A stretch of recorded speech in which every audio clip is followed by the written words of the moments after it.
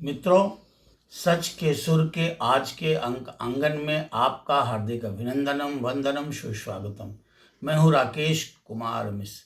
मित्रों, आज की वैचारिकी में मैं ग्राम्य अंचलों, नगरीय अंचलों में सीबीएसई बोर्ड के संचालित प्राइवेट विद्यालयों की कारस्तानी के संबंध में लेकर आया हूं।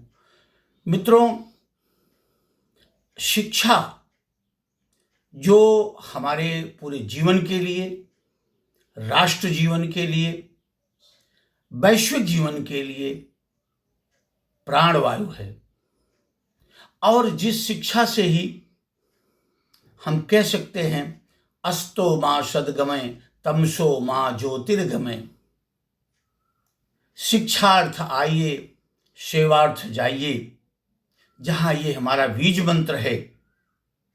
और वास्तव में जिस पीठिका के माध्यम से कोई भी देश विश्व मंच पर वंद्य होता है, आज जरा हम आप शिक्षा जगत के सीबीएसई पैटर्न पर जो हमारी शिक्षा प्रणाली है, जो शिक्षा दी जा रही है, उस संबंध में हम जब एक विहंगावलोकन करते हैं तो हम देखते हैं कि किस प्रकार से सीबीएसई के नाम पर नवनिहालों का और नवनिहालों के माता पिता, अभिभावक, संरक्षक का, गार्जियंस का किस प्रकार से जेब ढीला किया जा रहा है।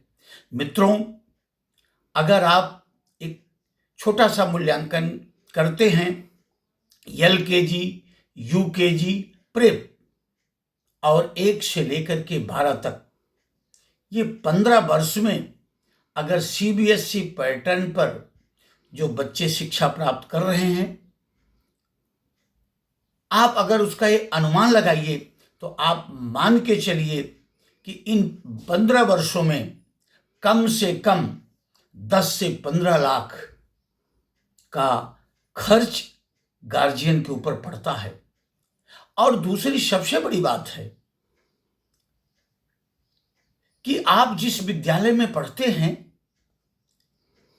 अगली क्लास में जब आप जाते हैं तो पुनः एडमिशन के नाम पर वसूली होती है। ये कहाँ का न्याय है? विद्यालय तो वही है, एक क्लास से दूसरी क्लास में आप प्रवेश करते हैं, फिर भी प्रवेश फीस।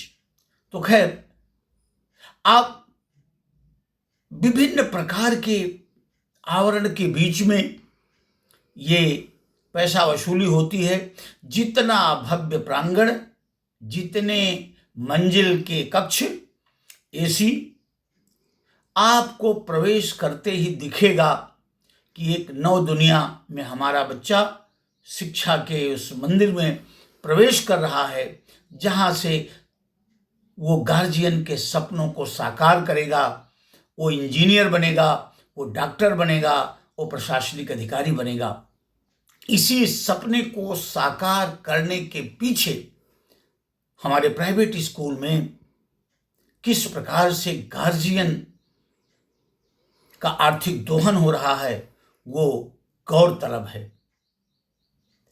आप ये समझिए कि सीबीएसई पैटर्न पर जितने भी प्राइवेट स्कूल चल रहे हैं, उनके लिए भी ट्यूटर की जरूरत पड़ती है, कोचिंग इंस्टीट्यूट की जरूरत पड़ती है, क्योंकि अगर वो सब ना रहें तो शायद वो बच्चा अच्छे मार्क्स भी ना प्राप्त कर सके।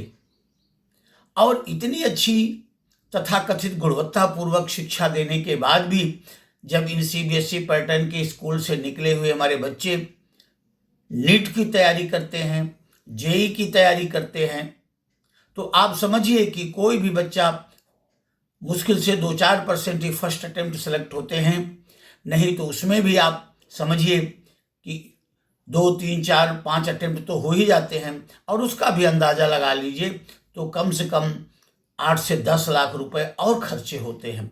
तो इस प्रकार से 20-25 लाख के पैसे को खर्च करने के बाद हमारा बच्चा एमबीबीएस में नीट क्वालिफाई करके एडमिशन लेता है अथवा वो इंजीनियरिंग में एडमिशन लेता है।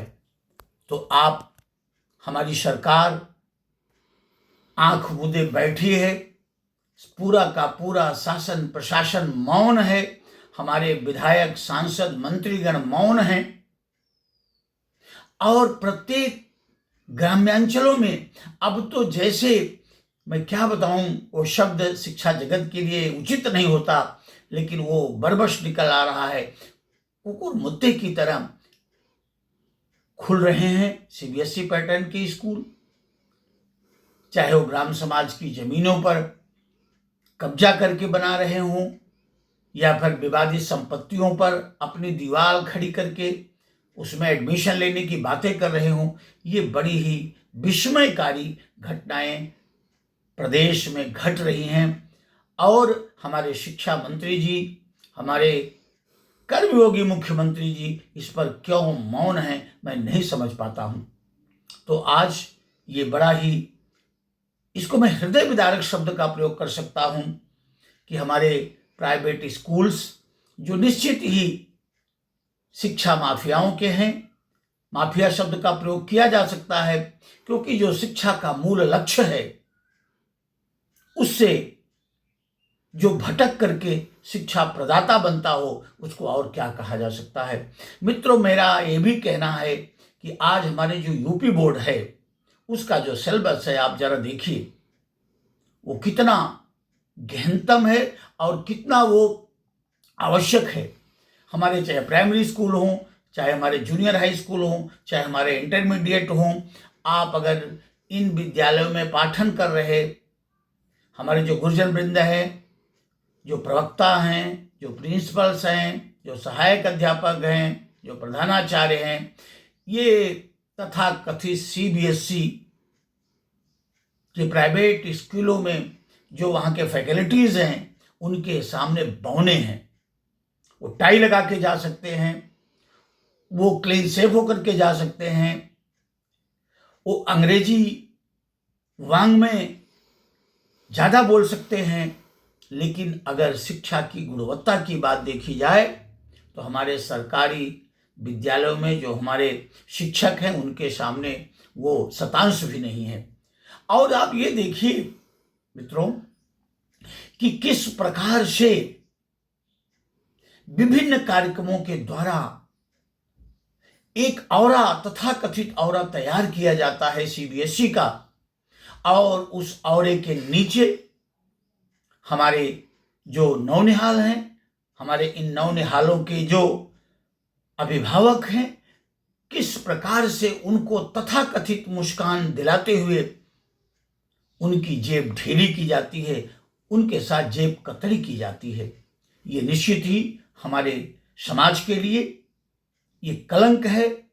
और तब जब वर्तमान की सत्ताएं राम राज्य की बात कर रही हैं, राम राज्य के स्थापना की बातें कर रही हैं, सबका साथ सबका विकास की बातें कर रही हैं, तो आप सोचिए मित्रों कि जिस गार्जियन की साल भर की कमाई 3 लाख 4 लाख रुपया है, 5 लाख रुपया है, तो क्या वो अपने बच्चे को सीबीएसई के प्राइवेट स्कूल में शिक्षा दिला सकता है? कभी नहीं। और हमारे गार्जियन के मानस में भी ये बातें न जाने क्यों घर कर गई हैं कि अगर हमारा बेटा अंग्रेजी बोलेगा, अंग्रेजी के स्कूलों में पढ़ेगा, सीबीएसई बोर्ड के विद्यालयों में पढ़ेगा, तो वो उनका नाम रोशन करेगा। ऐसा मेरी समझ में ये जो एक प्रकार से भ्रम बना हुआ है, इस भ्रम को टूटना चाहिए और इस भ्रम से हमारे गार्जियन को निकलना चाहिए, तभी वो सत्य को पाएंगे। मित्रों, भ्रम को छोड़िए और सत्य को पाइए। आज हमारे शिक्षा के नाम पर, गुणवत्तापूर्ण शिक्षा के नाम पर जिस प्रकार से शिक्षा जगत में घुसे माफियाओं का खेल हो रहा है, ये हमारे प्रदेश के लिए, हमारे पूरे समाज के लिए, हमारे पूरे देश के लिए ये एक बहुत बड़ा अभिशाप है। इसके प्रति हमें सचेत होने की आवश्यकता है। तो मित्रों, मेरे इस वीडियो को मैं निवेदन के साथ कहता हूँ, इसको आप देखिए, शेयर कीजिए और हमारे चैनल को सब्सक्राइब कीजिए। अपने अनमोल विचारों से हमें अवगत कराइए, जय भारत, जय माँ भारती।